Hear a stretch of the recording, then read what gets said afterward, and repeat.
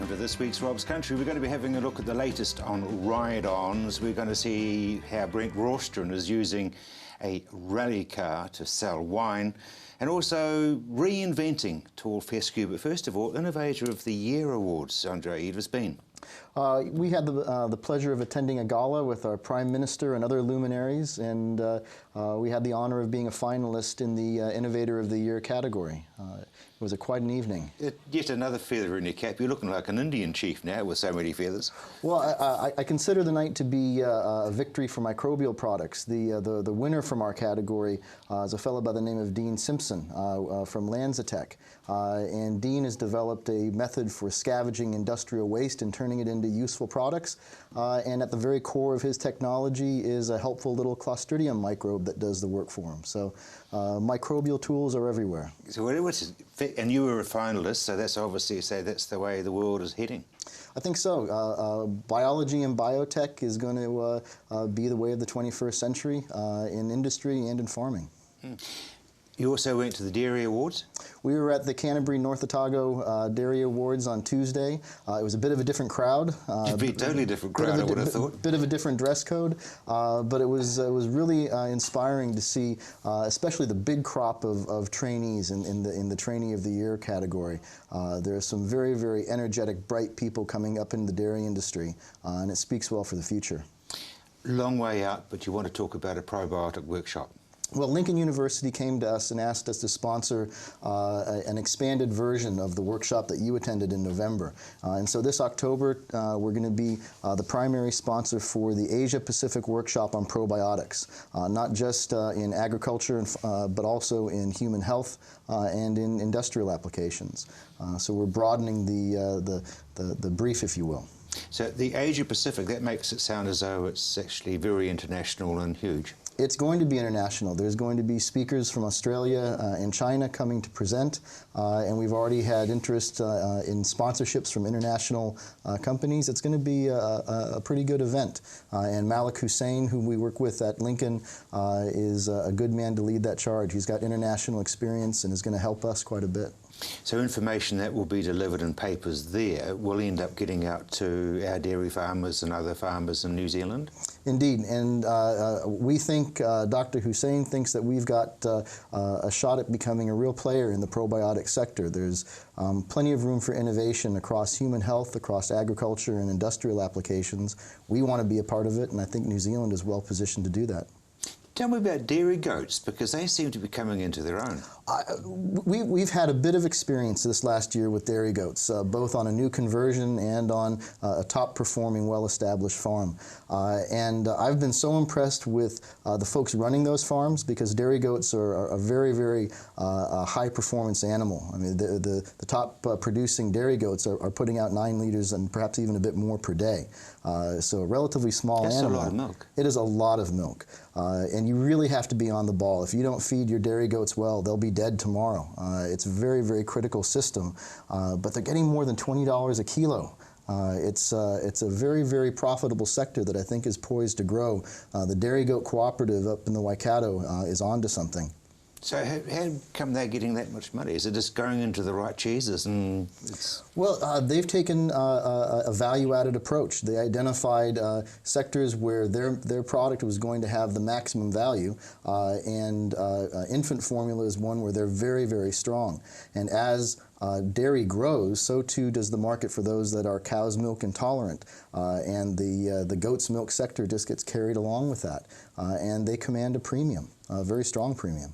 They're very briefly coming into calving, not very far away. Are you still giving away free samples? We are. We like to let our product speak for itself. Young animals are where you will see the quickest effect, and anybody interested in solving some of their calving problems, give us a call. We'll help. It's free. It's free. You're giving away free products. So. Absolutely. We want the product to speak for itself. Don't take my word for it.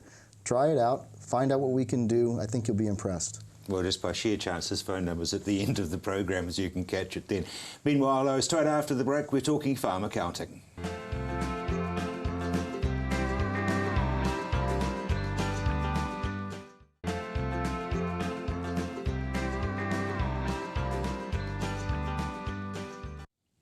Welcome back back to Rob's country. Leader of the opposition is sort of a bit funny about trusts at the moment, but there's all sorts of loopholes in apart from the ones that he's fallen through. Yeah, well, obviously he's in a bit of strife with what he's done. And how can you not admit that you had money in a trust? But anyway. Yeah, well, a lot of people do sort of have problems with their trusts and money inflows and outflows, that's for sure. Yeah, okay. But the bigger issue is the tax side of it. Please tell me, because, I mean, there are a lot of people who will be unaware. A lot of people think that, you know, your trust pays tax and that's at the end of it sort of thing. But the reality is not the trust that's actually taxed. A trust is not a legal entity. It's a group of people come together as trustees, holding assets for the beneficiaries of the trust, so their kids, grandkids, themselves, whatever. So it's the trustees that actually pay the tax. And that comes as a bit of a shock if things go wrong. Ooh. Please clarify that, because if somebody's paying personal tax, for example, but they're a trustee, does the trust's earnings go onto their personal and put them into it? No, it's all taxed or it's filed as the trustees in whatever trust with the IRD, but as a trustee, if you don't pay your tax, then IRD can come after you. Oh, and it's the same for GST. It doesn't compound up onto whatever you're earning? No, definitely not. But it's the fact that if you don't make that payment, it's not the trust they'll come after, it's the trustees themselves. Now, they'll come after one or all of the trustees. It doesn't matter, you're all jointly and severally liable. So it's not really unlike a director, and if something goes wrong with the company through a obvious known reality. Similar, except it's IRD after you, and it covers income tax and GST. So if you think, you know, especially if you're an independent trustee, you don't have day-to-day involvement, and you think, oh, the trust is going well, and it doesn't, and they don't pay the tax, and they end up with a big GST bill or whatever, you can anticipate a call from IRD, which will be a bit of a shock. It won't be a nice one either. Keir, I know this is silly to ask a chartered accountant, but should chartered accountants do the tax returns for and keep in touch with the trust and trustees? Yeah, definitely. If you've got a trust that's earning any income, it should have a tax return and financial statements. A prudent trustee would actually make sure they have financial statements, because you don't know what the trust is up to otherwise. You can't run a trust at a loss, because then as a trustee you're also personally liable for any losses that the trust has. So not only do you have tax, you might also have to reimburse that trust for the losses incurred. When you say the trust income, that's from, for example, if there's interest being paid on an investment? Yeah, interest, dividends, farm rental, plant rental, any sort of source of income, basically. What sort of rate is it on, or does that vary? The tax rate for a trust is 33%, a flat rate. So it's one of the top rates in New Zealand. I was going to say that. So that's not all that charitable either, is it really? No, it's not. There are ways to get that down with using your beneficiaries, etc., as a mechanism, but if you've got income in that trust, you can expect to pay 33% most times. And you wouldn't have many in the way of expenses to write off against it? Not normally, especially if it owns, most of them own the farm, so they might have a bit of mortgage interest possibly, maybe some rates, but even then there's very little in there to actually expense off. Yeah, okay, well, we'll swallow hard on that one. End of the year stuff, most people are onto it and they've given you their shoebox? Yes, yep, there's about 3 weeks to go until you've got to have your 31 March 2013 tax return done. There's still some out there that haven't done it.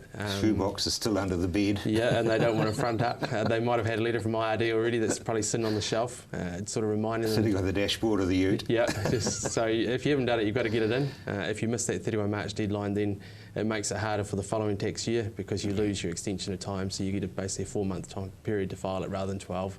Yeah, I mean, I'm being facetious, I know, but I mean, it really is, you've got deadlines, and you don't forget to put the RAM out, do you? No, and we had a farmer this morning, a new farmer, had the letter from IRD a couple of months ago, seen it and thought, oh, I can't be bothered with that, and then suddenly realised that he still had his tax to do. He really does need to get it in. Yes. Indeed. Yeah. Kira, thank you very much indeed.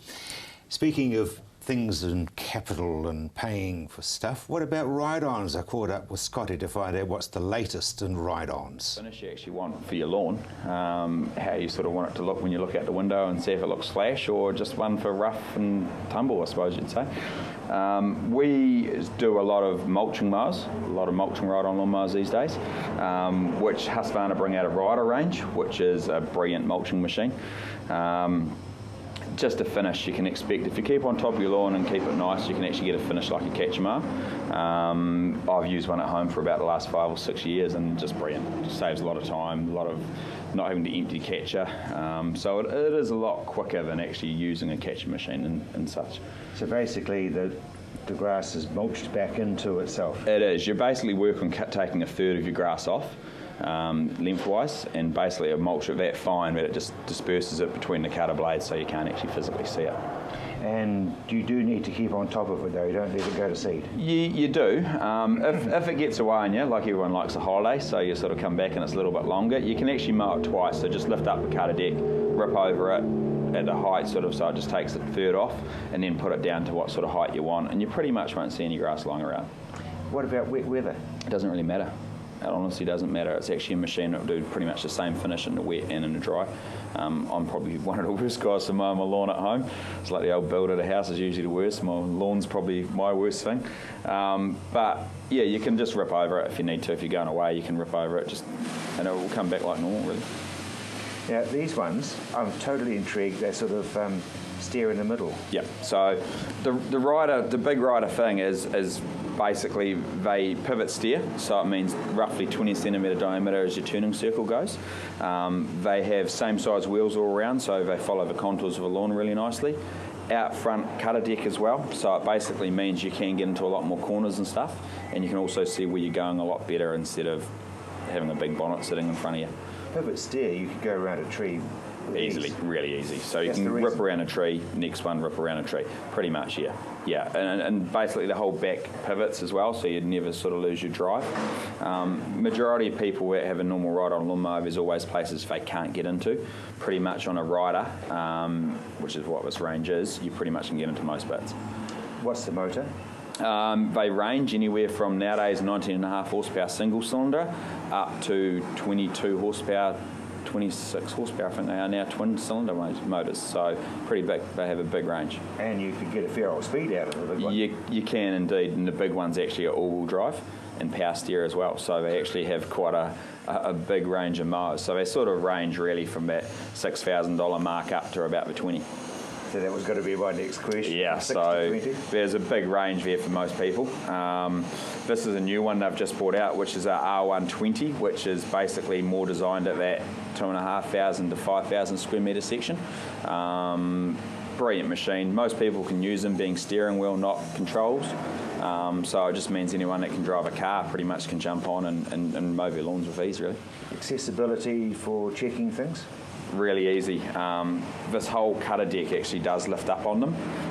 So as far as maintenance goes, it's just a matter of, I'll show you basically. It's a matter of making sure cutter deck's up, making sure that one's down in the bottom. You basically unclip the front there, that comes off.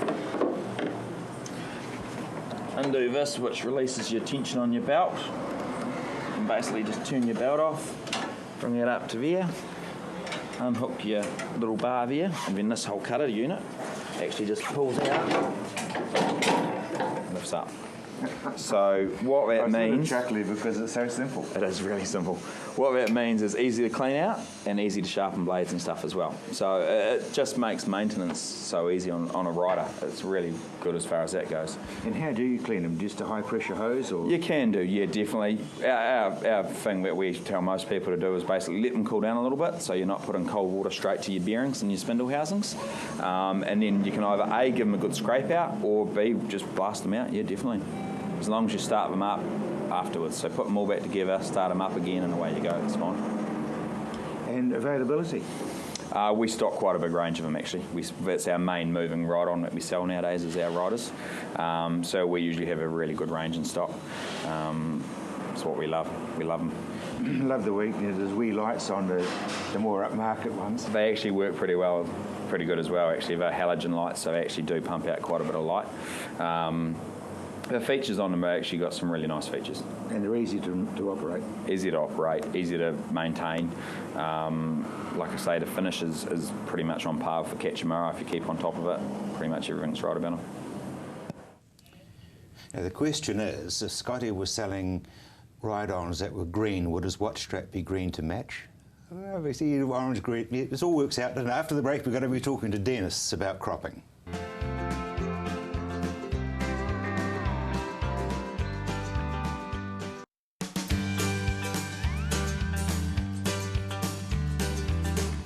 To Rob's Country.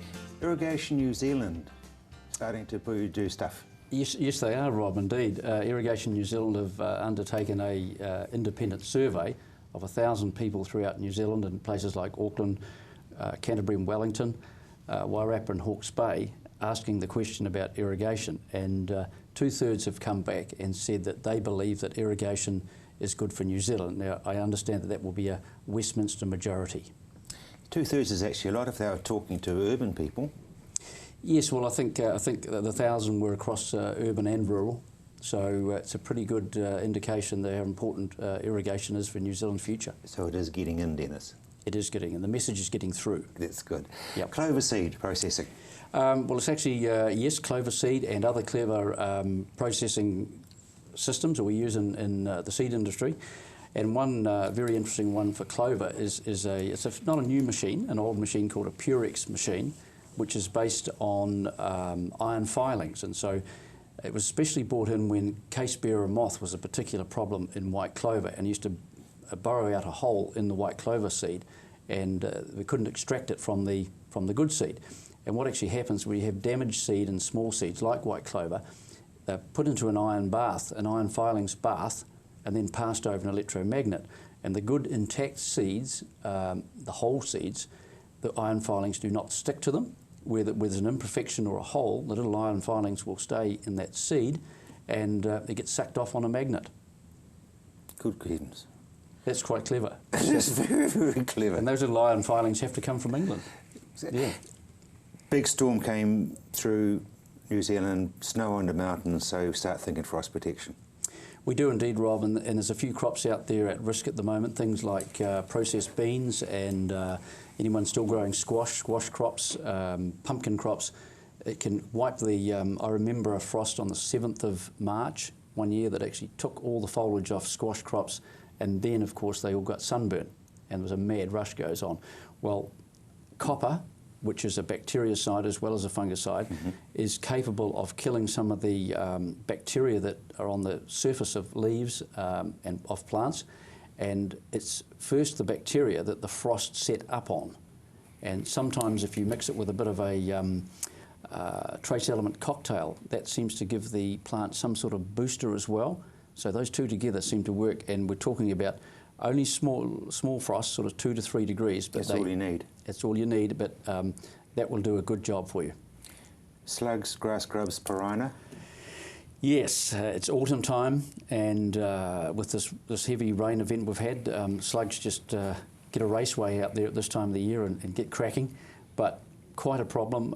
If you can burn some of those stubbles, obviously you cook a few of those things, nasty things, on top of the ground. Some form of cultivation, and definitely if you're putting in young grass and clovers, look at some sort of prill protection, especially for the grass grub and the slugs. Pirina, they will come up and eat your young pasture at night on a warm night. They come up on a warm night.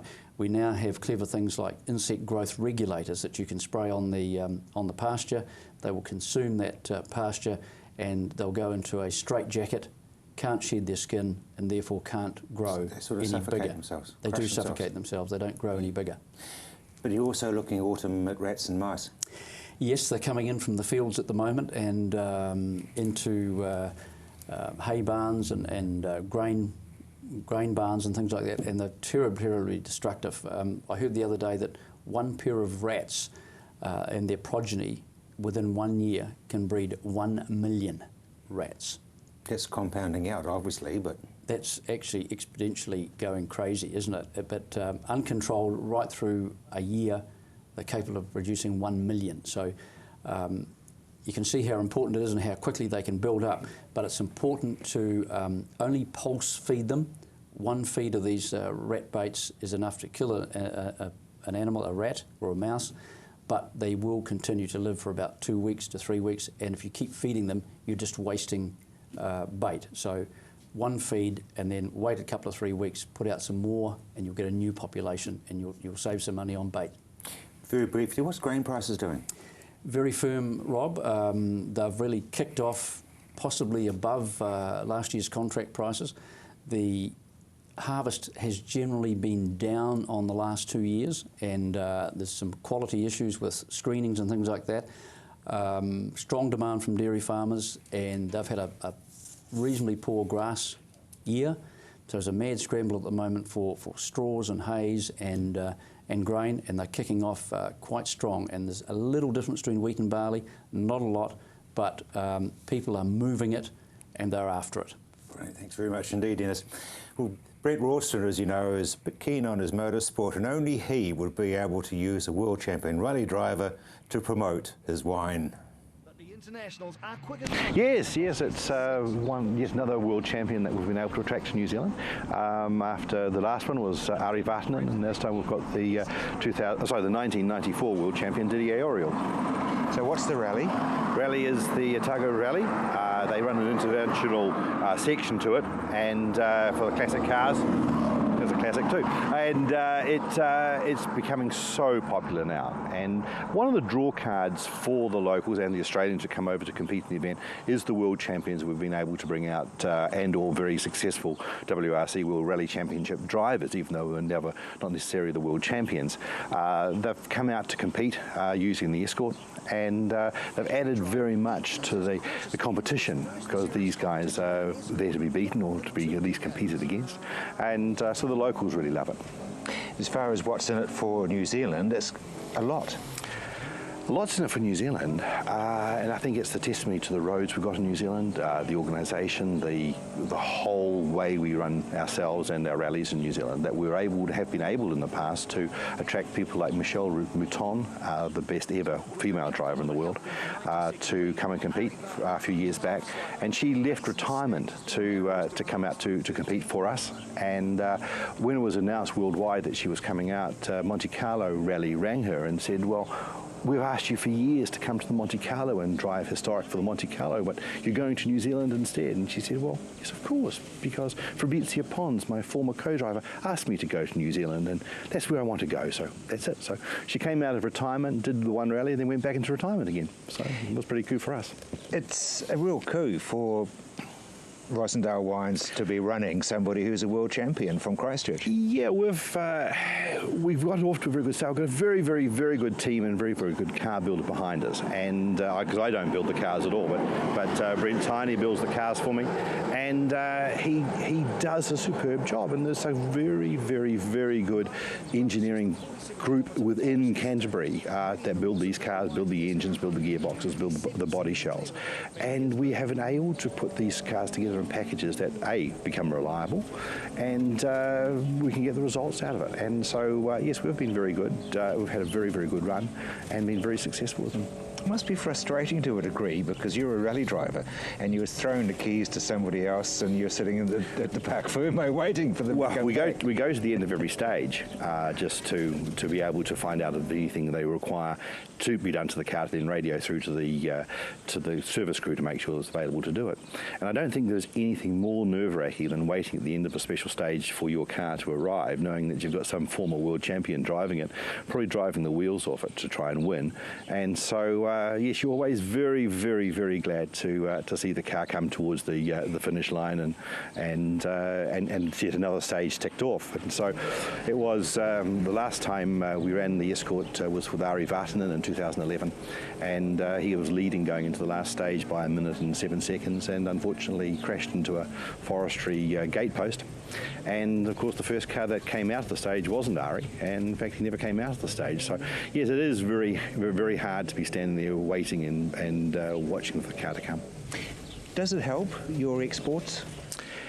I'm not so sure it helps our exports, but it certainly helps and will be continuing to help our domestic market. We're now in retail in New Zealand, in the New World supermarkets for the first time ever, because we'd been an export-orientated winery, not a domestically orientated winery, but now we're in domestic sales, retail sales here. Then the presence will certainly help, and we certainly will be using the classic status of the car to drive our wine sales, hopefully.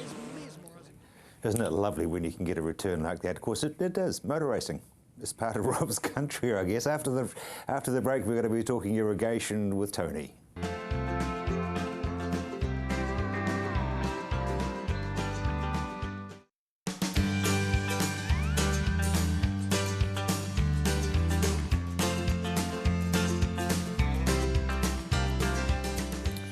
back to the program. Tony, very variable rain. Yeah, while Canterbury got hit by the storm, it's really quite variable. Go south of the Rakaia River, for example, then Tuesday, Wednesday rainfalls mostly less than about 20 millimetres, believe it or not. They got about 20 odd millimetres, 23 millimetres on Friday night. Friday night, Saturday morning, but they missed out on the massive rainfall that came on Tuesday morning, Wednesday afternoon. So once you get south of there, then the rainfalls have been sort of quite welcome. The rainfall north of the Rakaia has been probably less welcome, and it's going to have an effect on some of the harvest that goes on. It's going to have an effect on growth in the next month. And it certainly should have an effect if people realise how much there's been and how long it's going to take to drain, for example. It should have an effect on whether or not they make a decision to irrigate or not. Soil temperatures will also be varied. Yeah, soil temperatures have gone down a little bit. It was a coolish rain, coolish to cold rain. So yeah, we've got soil temperatures that have taken about a 3-degree dive. Which at this time of the year it's more difficult to get soil temperatures back up again now, especially when you've got very wet soils. So we need to be really cognizant of those, conscious of those, conscious of those of some of the parameters now that are going to drive irrigation. And with the large rainfall we have, it's going to take several days for that amount of rain to drain and get the soils back to field capacity right through the profile, because you have different rates of drainage down through your soils. And your North Island, Northland in particular, screaming for rain. Yep. You go into the Manawatu, up through Owakuni, up through Owakuni, up into the Pukekohe region, even into parts of the Waikato. Oh, they would have loved a fraction of what we got. Yeah, they are really screaming for rainfall, and there's nothing really on the horizon for them at the moment, because if you look at the weather map again, we've got another cold southerly that's going to come in here again, probably Saturday morning, Saturday lunchtime, something like that. So there's nothing swinging down out of the tropics to get them. And in fact, it was an ex-tropical cyclone that just reinforced this cold southerly that we just had, and hence all the rainfall that swirled in around Canterbury, around Christchurch. Do tell me there's nobody irrigating in Canterbury. If there is somebody irrigating north of about Ashburton right now, then you know, it's going to do the irrigation industry as a whole a really great disservice. It was bad enough that on Monday, with the forecast that we had, that there were still people irrigating. Not only had they had, in general, about 20-something millimetres on Friday night, Saturday, they thought there was a really good reason to be irrigating again on Monday morning, when we were forecast to get extremely high amounts of rainfall, and for it to be windy and for it to be cold. And I had a number of farmers that I've spoken to on the phone, and they said, "Oh, did you see that idiot down the road from me? He was still irrigating on Monday with the rainfall that was forecast." And I said, well, you know, it's 30 odd years now, and it just doesn't cease to, I'm just not surprised by it anymore. There's people that just make such lousy decisions about irrigating. Yep.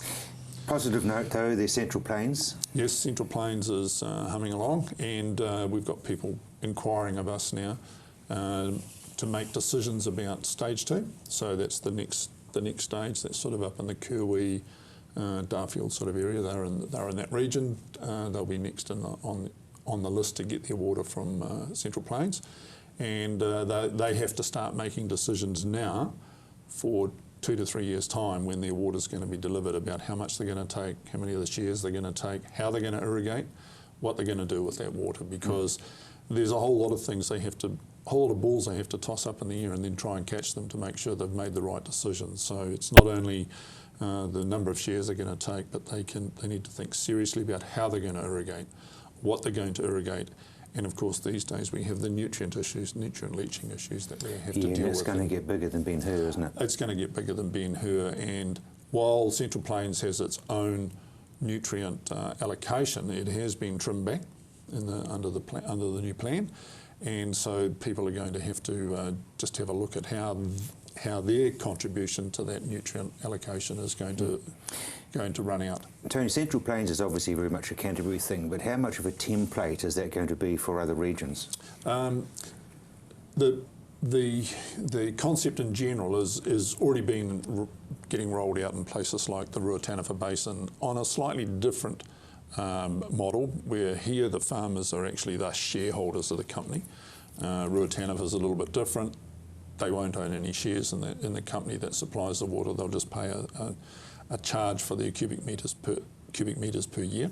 So while the concept in general, the storage concept in general, is a template for what's going on, the way in which that mechanism works will be a little bit different from place to place. But certainly places like the Ruataniwha Plains, the Wairarapa, parts of the Nelson area, and of course in the Blenheim area where storages are all planned, very much the same concept, and it's a roll-on from what's been developed out of the Central Plains and the Huranui system.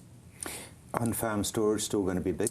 On-farm storage is only a temporary solution. It's only a really small solution. You can get yourself through the tight periods of the big storages if you've got it on a roster, particularly if your water's rostered to come to you. You have to take too much land out of production these days to get in to store enough water to get you through a lengthy period of irrigation. So generally it's only storage for a 5 to 10 or 12 day sort of period, no longer. Otherwise you've got half or 2/3 of your farm in a pond, and the rest of it you're trying to irrigate and make some money, and you've got it all invested in this massive pond. And great for the first weekend in May. Oh, it's great for the first weekend in May, and it's pretty good for that January, February period when you want to ski around it and swim in it and that sort of thing. Yep, absolutely. Very expensive pond. It's very expensive. When you look at Karoo, the Malcolm Little's farm, and across the river where that Yep. big thing, I mean, that's colossal. Well, yes. If you look at the storage that South Rangatata's put in, for example, every farm still has to have 250 cubic metres per hectare of irrigated area that they've got to be able to use that scheme to its fullest. That every farm's got to have its own storage on farm, because even those big ponds can't store enough water to satisfy the whole of the South Rangatata scheme. So it just gives you an indication of the scale of storage you need to actually supply everybody with water. Brilliant. And it's exciting times for everybody. Oh, absolutely. Irrigation is an exciting part of our future in the next 10 to 20 years. It is our future. It is, isn't it? Tony, thank you very much indeed.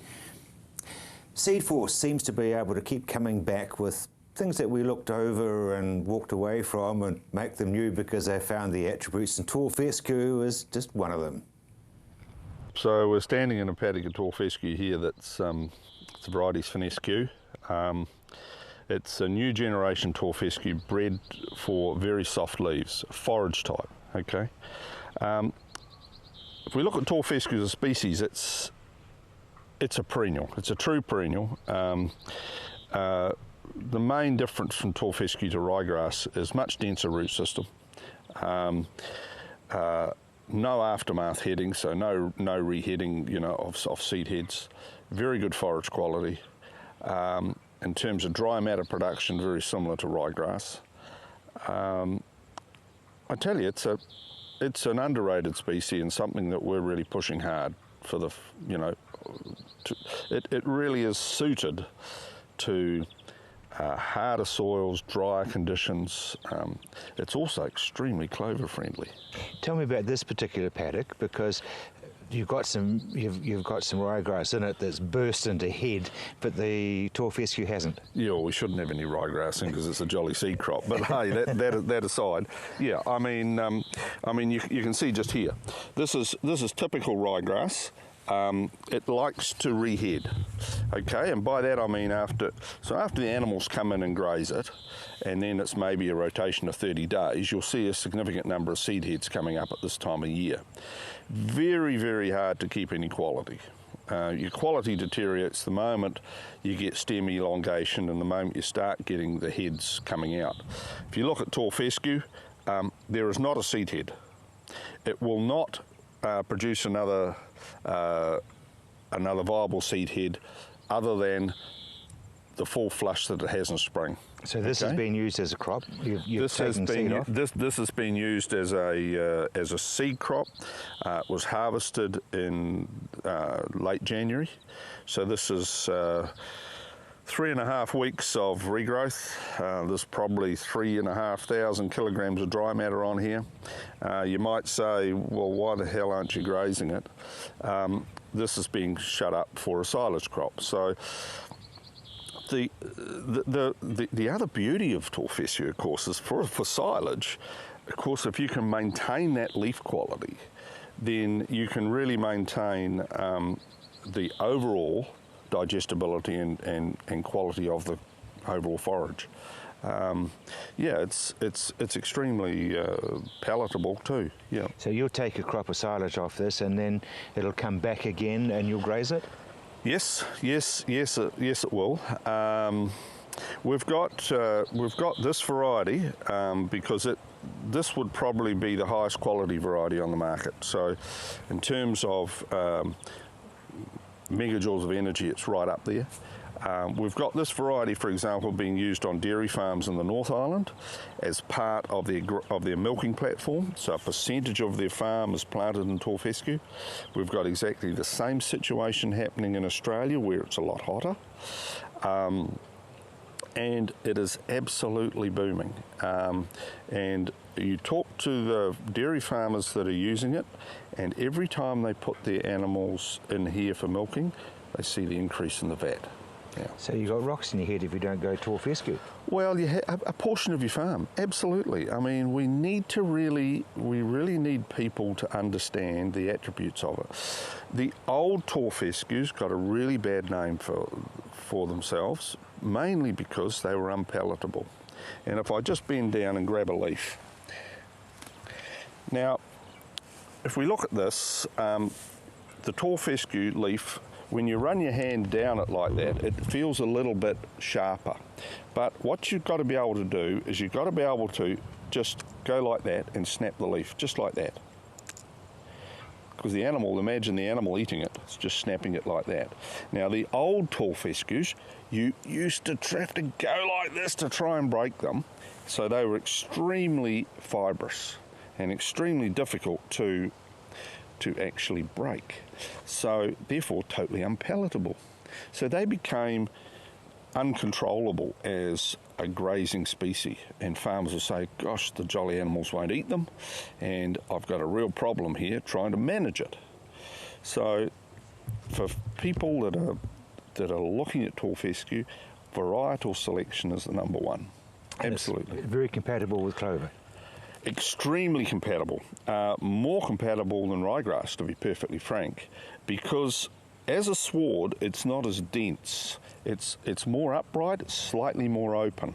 So you will find that white clover in particular will really fit in beautifully. You'll get much higher levels of clover in a tall fescue sward than you will in ryegrass. Easy to establish? Not as easy as ryegrass. So that's one thing, there's a little bit more work got to go in to establish it. You need a fine, firm seed bed. You need to plant it either in the spring or in the early autumn. It won't tolerate very late sowing because it's quite tender as a young establishing seedling. So that first couple of months is quite crucial. Yep. But it is a full perennial. Absolutely. I mean, this. If you look at the root system on this, it would have a dense fibrous root system that would be significantly more volume than a ryegrass plant. And so what that also counters is that it counters a lot of the insect pressure because it's got much better ability to tolerate it. And it's got that very dense root system that enables it to be more efficient use of water. So that's the other thing that we've got to think about is water use efficiency. This plant would be light years ahead of a ryegrass plant in terms of how effectively it will tolerate drought, how effectively it will use, say, small volumes of water that it gets, Rob, and the amount of dry matter it produces for each millimetre of rain is pretty phenomenal. Is this the death knell for ryegrass? No, it's not the death knell for ryegrass because you need to have complementary species on your farm.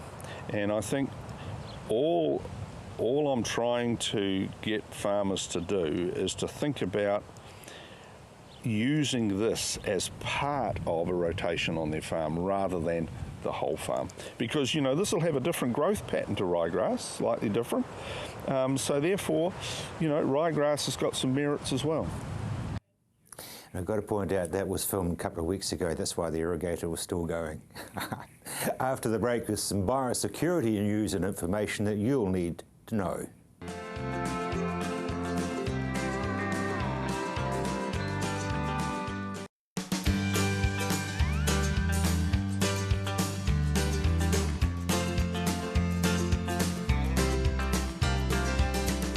Welcome back to Rob's Country. Nick, what's the latest in biosecurity?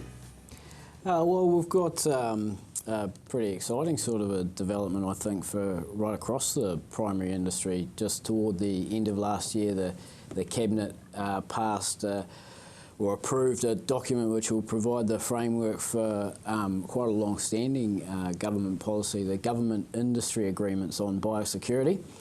And I guess to explain a little bit about what they are, they're I guess effectively what their name says. They'll be it's a document signed by MPI on behalf of the government and individual primary industries on the other side, which commits both parties to work together on biosecurity in a way that or to an extent that they haven't done in the past, and also crucially puts in place a framework for joint decision making and cost sharing in the readiness and response phase of biosecurity. Because response is always something which is tricky. Yeah, absolutely, yep. So the biosecurity system, as most farmers would know, involves the full scope of pre-border, at-border checks, surveillance and readiness and planning, as well as actually undertaking an eradication response if you do get an incursion. And the key thing for the government industry agreements and what's new is that once we sign up to the deed of agreement, individual primary industry will have a seat at the table making decisions about how the response will be undertaken, what controls, if any, to be put in place, how much money to spend and where to concentrate those resources. In the past, that's been an MPI decision, often with information or comment from industries, but ultimately an MPI decision. This is a full shared decision making. And look, that's largely come about in an effort to improve biosecurity. I think MPI recognised that industry groups within all the primary industries are already doing a lot in the biosecurity space, whether it be really active stuff. The forestry sector, for instance, do a lot of surveillance work to monitor potential incursions, and other industry groups, the grain and seed industry group, for example, they're constantly researching overseas to see any prospective pests that might come up and think about our own systems and how it might cope with that. So MPI are doing some of that work too, but the realisation and the acknowledgement that industry has a lot of expertise and a lot of information that will be very valuable in any biosecurity response is something I think that has the potential to really make the biosecurity system better under the new government industry agreements. How's the funding looking? Because normally they'd throw their arms up in the air and plead poverty. Well, look, that's the kicker. You know, as much as I do think that there's real potential to improve the biosecurity system with these government industry agreements, it does come with a potential cost in that, as well as shared decision making, there will be provision for cost sharing. So there's a framework within the deed that evaluates the share that an industry would contribute compared to the share that the government would contribute, and that's based effectively on a negotiation and a calculation of public benefit versus industry benefit, with the one proviso that the government has committed to funding a minimum of 50% of the total cost, irrespective of the benefit split. So look, there is to an extent a possibility or a possibility that industries could face a reasonably significant financial outlay, and there are funding mechanisms in both the Commodity Levies Act and the Biosecurity Act, which will enable industries to meet their costs.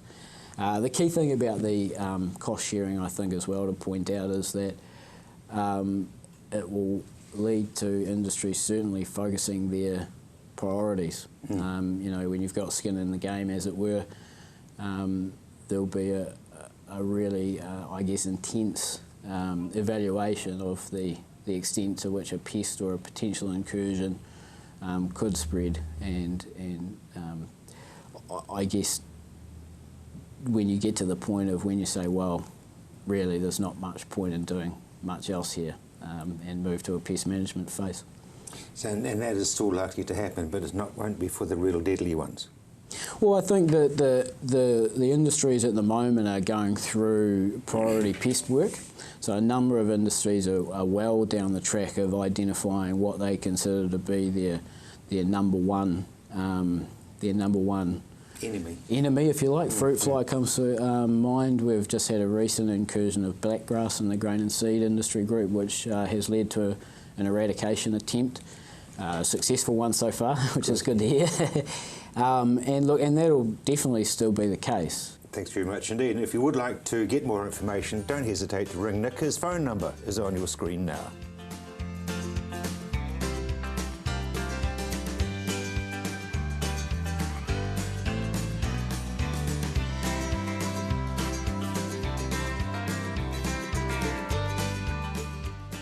I'm Rob Cope-Williams. You've either been watching or you've just missed Rob's Country, but I will be back at the same time next week. Until then, bye now.